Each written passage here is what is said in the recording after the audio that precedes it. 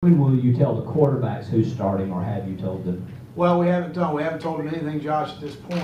And Rope and I were going to meet. We practice in the morning, so we haven't had a chance to meet since the morning practice. And we have another opportunity to practice again tomorrow, and we'll discuss that further as we go. So have you guys made up your mind and just haven't told them yet, or are you still finalizing your decision? Well, we're still finalizing the decision right now. We've got a pretty good idea where we're headed with it. We just want to, obviously, as many practice opportunities as we can give these guys the best. Have you nailed down whether or not 2 guys will play yet? 2 guys will play. 2 guys. Feel that way.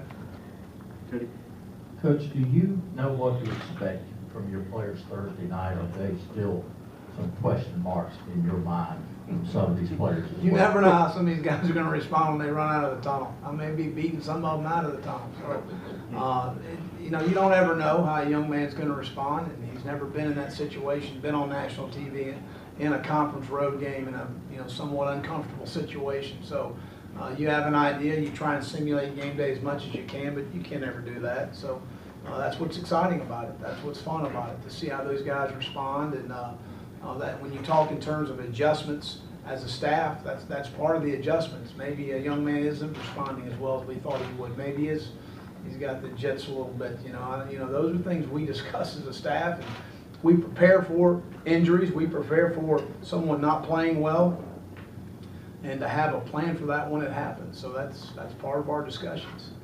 How has Brandon McElwain progressed, and as the competition gets closer to the actual season, how has he handled that part of it? I thought he's handled very well. I think all 3 guys have handled this situation very well. Seeing how they've supported each other, how their teammates have supported them and been positive throughout this entire process. I've been overly impressed with all 3 guys. Will, you said you don't know how some of these guys will respond in that first game. How much of a leash do you give some of these guys before you pull them out and maybe try the next guy if they're not playing? Well, again, we're going to make a decision on what it takes to win. And every decision we make within our organization is about winning. So again, we go into with a plan as a staff at each position to, I always look at it as green light, yellow light, red light players. So green light guys are guys we're going to play no matter what. Yellow light guys, Kurt may need to know offensively this guy's in the game. T-Rod may need to know this guy's in the game. And red light guys are guys we're not really sure we want to play them. There may be a discussion about redshirting, but they are on the trip. They certainly can possibly contribute to our team. But let's have a discussion before they go into the game. So that's kind of how we do it. And so some guys we may anticipate there might be a little hesitation on their part. So we know that going in. We've got a pretty good idea going in, and that's something that we discuss throughout the week, and we've got a plan for those situations.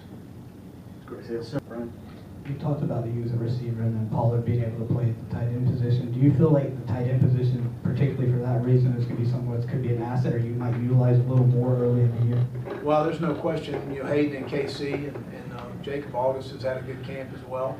And Kiel are 4 guys that we feel really good about, and also the 2 freshmen, Evan Henson and Robert Tucker as well. We don't plan on them playing right now, but certainly are guys athletically that we're excited about. But that's a personnel grouping that's really good for us, and we like to be in that grouping because of the multiple looks we're able to give a defense. Will you always be in the shotgun? What is some of your philosophy like in 3rd and 1? 3rd and 2, those type plays? Well, we have some under center things that we've repped in camp, and situational things. We feel like there are times we need to get under center and have a direct run. So I'm philosophically totally believe that. The concerning part you have is you're always in the gun, and then for that one snap you're going to go under center.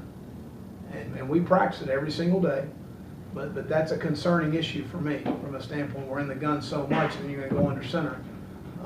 And although we do practice it every single day, it's still concerning for that one snap. And normally that's going to be a critical snap. It is going to be a 3rd and 1, or it is going to be a 1st and goal on the 2-yard line. I mean, those are all situations that we practice, and certainly my philosophical belief is to get under center in those situations, to have more of a direct run. A lot depends on who your running back is. A lot depends on the legs at your quarterback position, because when the quarterback's in the gun, he's more of a threat as well. So there's a lot of ifs that go into it, or what is the best situation for us to be in. To answer your question, we're going to have the ability to do both.